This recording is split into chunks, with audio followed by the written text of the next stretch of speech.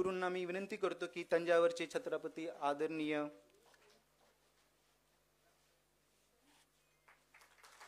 श्री बाबाजी या अहवालाचे अनावरण करावे।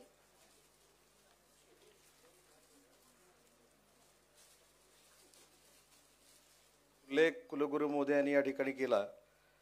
अतिशय शांत अशा जयेनमध्ये आलो आणि कुलगुरूंना भेटलो ते थोडी मनामध्ये नक्कीच भीती होती की कुलगुरू देखील रिॲक्ट कशा होतील, कारण हा शांतताप्रिय परिसर असल्यामुळं कुलगुरू देखील अतिशय शांत असतील असा माझा एक गैरसमज होता। आणि मी त्यांना भेटल्यानंतर माझं स्वागत त्यांनी मराठीमध्ये केलं हे खरोखरच आमच्या सगळ्यांच्या दृष्टीनं कौतुकास्पद आहे। आणि छत्रपती शिवाजी महाराजांच्या संरक्षणावर अभ्यासक्रम तयार करावा आणि कुसुमाग्रजांच्या नावानं मराठी अध्यासन केंद्र सुरू करावं आणि हे प्रलंबित असलेले दोन्ही विषय आपल्या पुढाकारानं आपण पूर्ण करावे असं ज्यावेळी मी सांगितलं त्याच्या दुसऱ्या दिवशी नंतर जास्त पाठपुरावा त्यांनी केला, कारण त्यांना कुठच्याही परिस्थितीमध्ये मुख्यमंत्री म्हणून आपल्या हस्ते या सगळ्या समारंभाचं भूमिपूजन करायचं होतं, उद्घाटन करायचं होतं। आणि मला असं वाटतं की शासन म्हणून आमची सगळ्यांची जबाबदारी आहे की छत्रपती शिवाजी महाराजांचा विचार हा देशाच्या कानाकोपऱ्यामध्ये पोचला पाहिजे, ही आमची जबाबदारी आहे। पण त्याच्यामध्ये पुढाकार घेणाऱ्या कोण होत्या तर या JNUच्या कुलगुरू होत्या, हे देखील मनापासून मला आपल्या सगळ्यांना सांगितलं पाहिजे। आणि पाठपुरावा कसा असतो, पत्रिका करत नाहीत, निमंत्रण पत्रिकेचा क्लिअरन्स तुमच्याकडनं येत नाही आणि शेवटी खरोखरच आम्हाला देखील आनंद आहे की आपल्या शुभ हस्ते याचं भूमिपूजन होत आहे। साहेब, माझी आपल्याला एक विनंती आहे, मी मॅडमला देखील मगाशी सांगितलं की आज आपण छत्रपती शिवाजी महाराजांच्या संरक्षणावर धडे देणारा उपक्रम आणि करिक्युलम ह्या संपूर्ण परिसरामध्ये सुरू करतोय।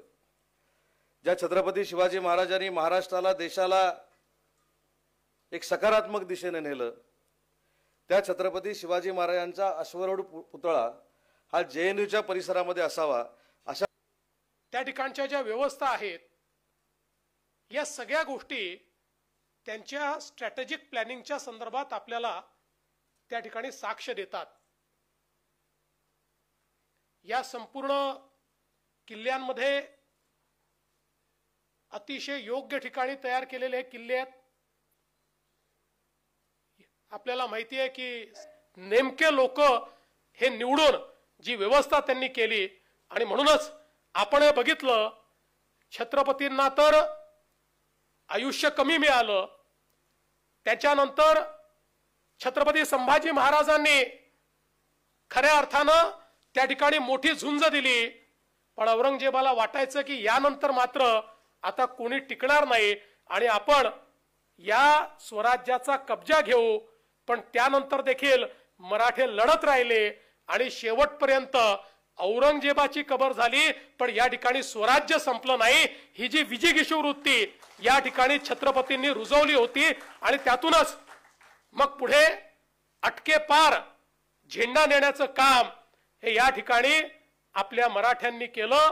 आणि म्हणूनच मला असं वाटतं की ही जी काही छत्रपतींची सामरिक शक्ती होती, त्यांनी ज्या प्रकारे युद्धशास्त्र, युद्धनीती तयार केली, जी पुढे मराठ्यांनी अशा प्रकारे वापरली की संपूर्ण देशामध्ये मराठ्यांचा बोलबाला झाला, त्याचा अभ्यास करणारं अध्यासन केंद्र हे देशाच्या राजधानीमध्ये आणि तेही JNU मध्ये व्हावं, ही खरोखर आपल्याकरता अतिशय आनंदाची गोष्ट आहे।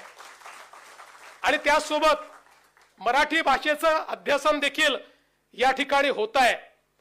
मराठी भाषा जी देशातली एक अतिशय प्राचीन भाषा आहे, खरं म्हणजे मराठी भाषेच्या संदर्भात ज्यावेळी हिला अभिजात भाषेचा दर्जा दिला पाहिजे अशा प्रकारची विनंती आपण केली आणि त्यावेळी मराठी भाषा अभिजात भाषा कशी आहे या संदर्भातले पुरावे सादर केले, त्यावेळी असं लक्षात आलं की या देशातल्या अतिप्राचीन भाषांपैकी एक मराठी भाषा आहे, ज्याचे इतके पुरावे हे आपल्याला मिळाले।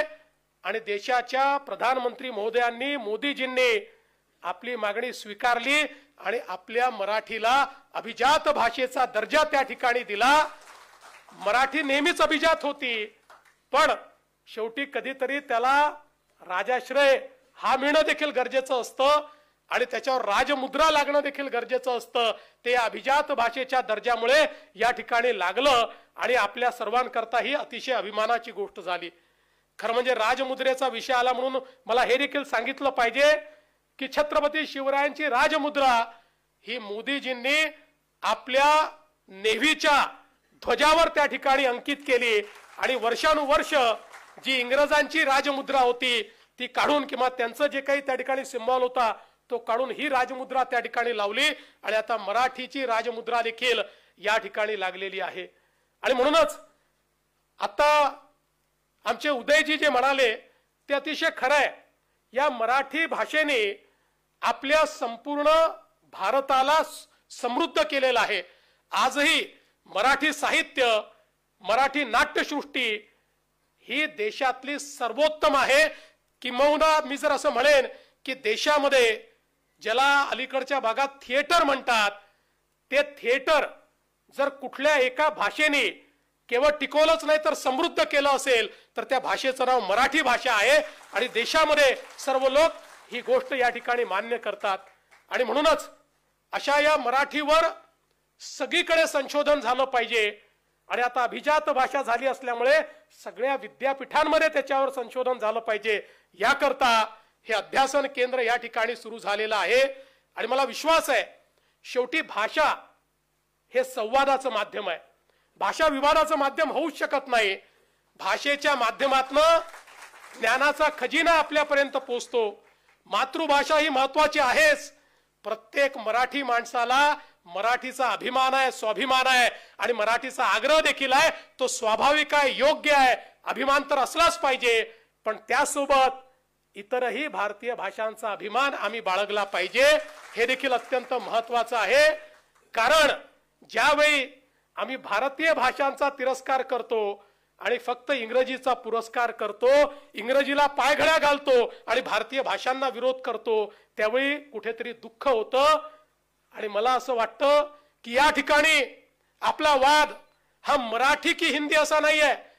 मराठी ही आहेच, मराठीशिवाय पर्यायच नाही आहे. मराठी माणसांनी मराठी स्वीकारलीच पाहिजे. पण मराठी सोबत भारतीय भाषा अशा प्रकारची आपली भूमिका आहे की मराठी असली पाहिजे आणि इतर भारतीय भाषा देखील आपल्याला आल्या पाहिजेत. आज तमिळ सारखी भाषा जी एक अतिशय प्राचीन भाषा आहे, या भाषेचं ज्ञान केवढं आहे, त्या भाषेमधलं साहित्य केवढं आहे, त्या भाषेमध्ये मगाशी राजराजेश्वर चोला यांचा तुम्ही उल्लेख केला. ज्या चोला डायनस्टीने 1000 वर्षापर्यंत आपल्या संस्कृतीचा झेंडा बुलंद ठेवला. आम्ही त्यांच्याबद्दल जर शिकलो नाही तर आम्ही करंटे ठरवू. आणि म्हणून त्याही भाषेचा स्वाभिमान आम्हाला का वाटू नये. कुठल्याही भारतीय भाषेचा अभिमान वाटला पाहिजे. आणि अर्थातच आपल्या स्वभाषेचा, आपल्या मातृभाषेचा अतिशय चांगला अभिमान हा आपल्याला वाटला पाहिजे. आणि म्हणूनच मी नेहमी असं म्हणतो की मराठी माणूस संकुचित विचार करू शकत नाही. याचं कारण छत्रपतींनी आपल्याला संकुचित विचार करायला शिकवलंच नाही.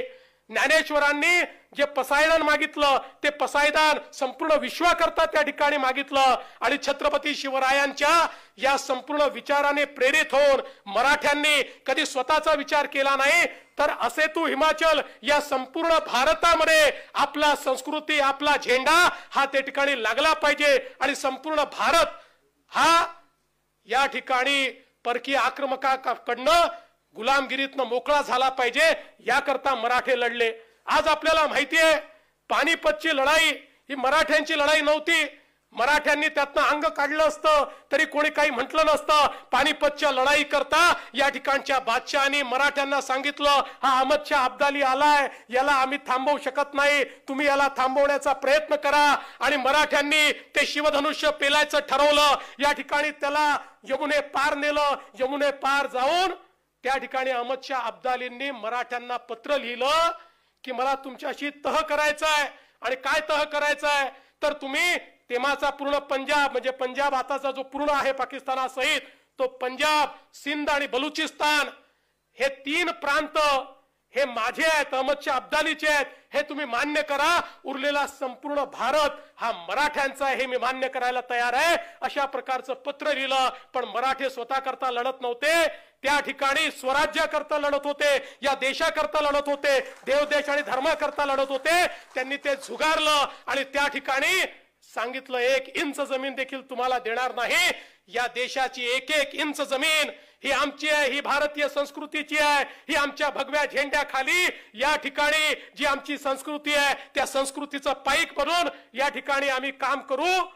आणि पानिपतला लढण्याकरता मराठे त्या ठिकाणी गेले. आणि खरंय की पानिपतच्या लढाईमध्ये आतोनात नुकसान हे मराठ्यांचं झालं.